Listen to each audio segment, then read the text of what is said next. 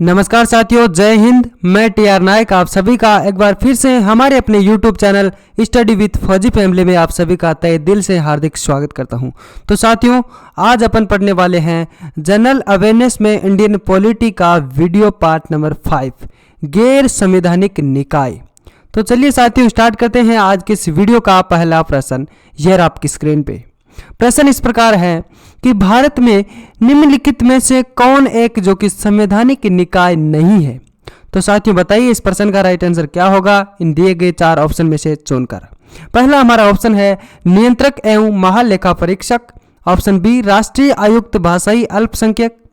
Option C में है राष्ट्रीय अनुसूचित जाति आयोग और डी ऑप्शन है राष्ट्रीय मानवाधिकार आयोग।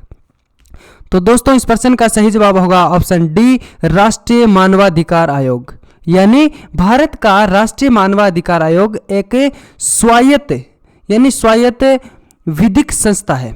इसकी स्थापना 12 अक्टूबर 1993 को हुई थी और इसकी स्थापना मानवाधिकार संरक्षण अधिनियम 1993 के तहत की गई थी।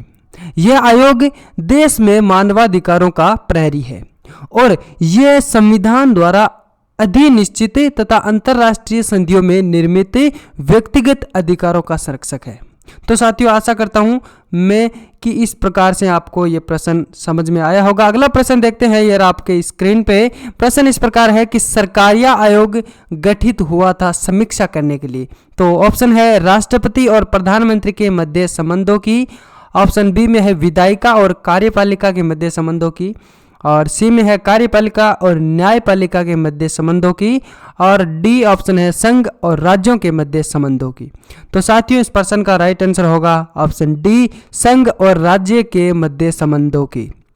यानी केंद्र राज्य संबंधों पर विचार करने तथा उनको सुदृढ़ बनाने हेतु सुझाव देने के लिए उच्चतम न्यायालय में यानी उच्चतम न्यायालय के सेवानिवृत्त न्यायमूर्ति RS सरकारिया की अध्यक्षता में जून 1983 में एक आयोग का गठन किया गया था जिसे सरकारी आयोग कहा गया है।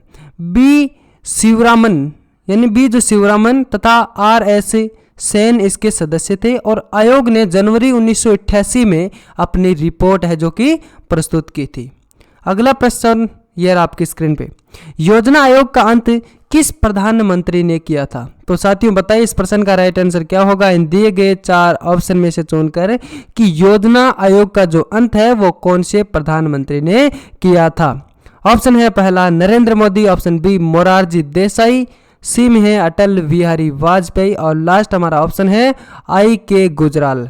तो दोस्तों इस प्रश्न का सही जवाब होगा ऑप्शन ए नरेंद्र मोदी। यानी प्रधानमंत्री नरेंद्र मोदी ने योजना आयोग के स्थान पर नीति आयोग को अस्तित्व में लाया था। अगला हमारा प्रश्न है यह आपके स्क्रीन पे, क्षेत्रीय परिषदों का सृजन हुआ है। ऑप्शन संविधान द्वारा या संसदीय कानून द्वारा या सरकारी संकल्प द्वारा या फिर राष्ट्रीय विकास परिषद द्वारा। तो साथियों इस प्रश्न का सही जवाब होगा ऑप्शन बी संसदीय कानून द्वारा। यानी भारतीय संविधान में क्षेत्रीय परिषदों के संबंध में कोई प्रावधान है जो कि नहीं था और राज्य पुनर्गठन आयोग की रिपोर्ट पर 1956 ईस्वी में संसद के अधिनियम में माध्यम से 5 क्षेत्रीय परिषदों उत्तर, दक्षिण, केंद्रीय, पूर्वी और पश्चिम का गठन किया गया था और उत्तर पूर्वी क्षेत्र के लिए वर्ष 1971 में 6ठी क्षेत्रीय परिषद उत्तर पूर्व का गठन किया गया था और इसमें क्या कि प्रत्येक क्षेत्रीय परिषद का अध्यक्ष भारत के केंद्रीय गृह मंत्री होते थे। तो हमारा अगला प्रश्न है ये आपकी स्क्रीन पे कि राष्ट्रीय विकास परिषद के सचिव के रूप में भूमिका कौन निभाता है। साथियों इस प्रश्न का राइट आंसर आपको इन दिए गए 4 ऑप्शन में से चुनकर बताना होगा। पहला हमारा ऑप्शन है सचिव वित्त मंत्रालय या फिर सचिव योजना मंत्रालय या सचिव योजना आयोग या फिर सचिव वित्त आयोग। तो साथियों इस प्रश्न का सही जवाब होगा ऑप्शन सी सचिव योजना आयोग। यानी योजना आयोग का सचिव ही राष्ट्रीय विकास परिषद का सचिव होता है। तो साथियों आशा करता हूँ इस प्रकार का अगर प्रश्न आपको एग्जाम के अंदर पूछा जाए तो शायद आपका गलत नहीं होगा। अगला हमारा प्रश्न है भारत के योजना आयोग का प्रथम अध्यक्ष कौन था। तो साथियों बताइए इस प्रश्न का राइट आंसर इन दिए गए 4 ऑप्शन में से चुनकर कि भारत के योजना आयोग का प्रथम अध्यक्ष कौन था। ऑप्शन है हमारा एम विश्वेश्वरैया, ऑप्शन बी में है पंडित जवाहरलाल नेहरू, सी पीसी महालनोबिस और डी ऑप्शन है जॉन मथाई। साथियों इस प्रश्न का राइट आंसर होगा ऑप्शन बी पंडित जवाहरलाल नेहरू। यानी 15 जनवरी 1950 में केंद्रीय मंत्रिमंडल के संकल्प द्वारा 15 मार्च 1950 को योजना आयोग का गठन किया गया था। तो साथियों आपको अगर इस प्रकार प्रश्न पूछा जाए कि योजना आयोग का गठन कब किया गया, तो साथियों इस प्रश्न का राइट आंसर आप बता सकते हैं कि 15 मार्च 1950 को योजना आयोग का गठन किया गया था। और योजना आयोग के प्रथम अध्यक्ष कौन थे साथियों? जवाहरलाल नेहरू थे। अगला हमारा प्रश्न है, ये रहा आपकी स्क्रीन पे, निम्न में से कौन संविधानेतर संस्था है? संघ लोक सेवा आयोग या वित्त आयोग या योजना आयोग या चुनाव आयोग? तो साथियों इस प्रश्न का सही जवाब होगा ऑप्शन सी योजना आयोग।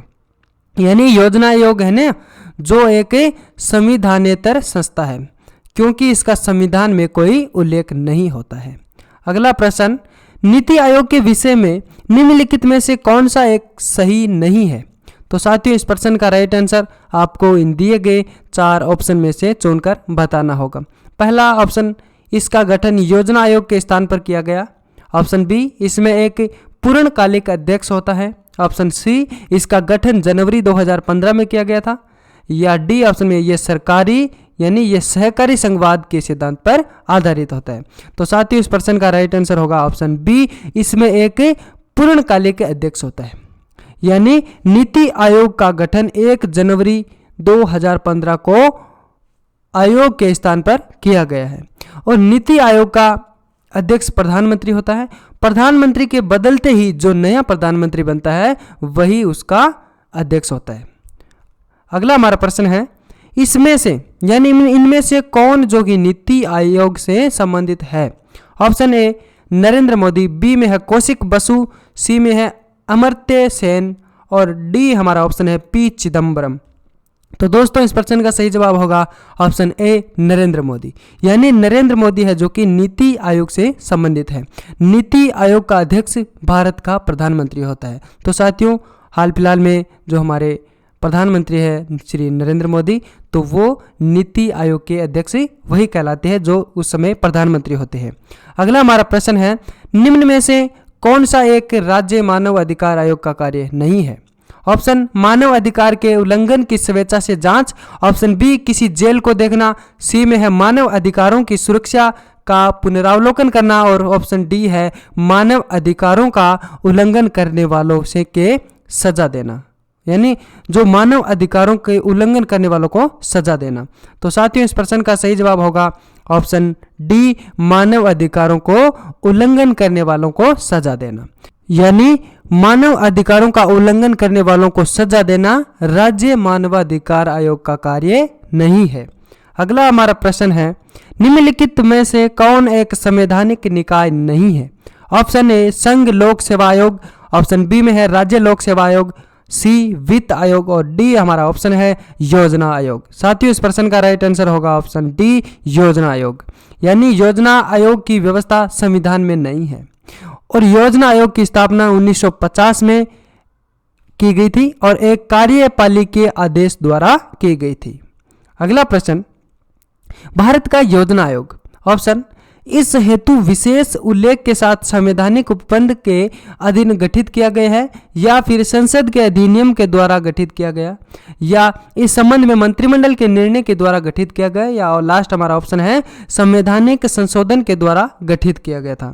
तो साथियों इस प्रश्न का राइट आंसर होगा ऑप्शन बी, संसद के अधिनियम के द्वारा गठित किया गया था। यानी भारत में देश के संसाधनों के अनुकूलन उपयोग के लिए केंद्रीय मंत्रिमंडलीय संकल्प द्वारा 15 मार्च 1950 को योजना आयोग का गठन किया गया था। साथियों ये प्रश्न फिर से दोहराया जा रहा है तो आपको शायद आपका प्रश्न गलत नहीं होगा। वर्तमान में योजना आयोग का स्थान नीति आयोग ने ले लिया है। तो साथियों आज का हमारा ये वीडियो आपको कैसा लगा, इसकी राय आप कमेंट बॉक्स के अंदर देना न भूलें। अगर वीडियो अच्छा लगा हो तो इस वीडियो को लाइक करें, शेयर करें और हमारे अपने यूट्यूब चैनल स्टडी विद फौजी फैमिली को आप सब्सक्राइब जरूर कर ले और पास बने बेल आइकन को भी प्रेस कर ले, जिससे कि जो हम नए वीडियो डालेंगे उसका नोटिफिकेशन अपडेट सबसे पहले आपके पास पहुंच सके। और साथियों, इसी वीडियो की ये पूरी PDF आप प्राप्त करने के लिए इसी वीडियो के डिस्क्रिप्शन में आपको टेलीग्राम और व्हाट्सएप ग्रुप का लिंक मिल जाएगा। वहां जाकर आप ज्वाइन करके इस वीडियो की पूरी PDF को आप प्राप्त कर सकते हैं। मिलते हैं एक अगले नए वीडियो के साथ, तब तक के लिए ब्रेक लेता हूं। जय हिंद, जय भारत।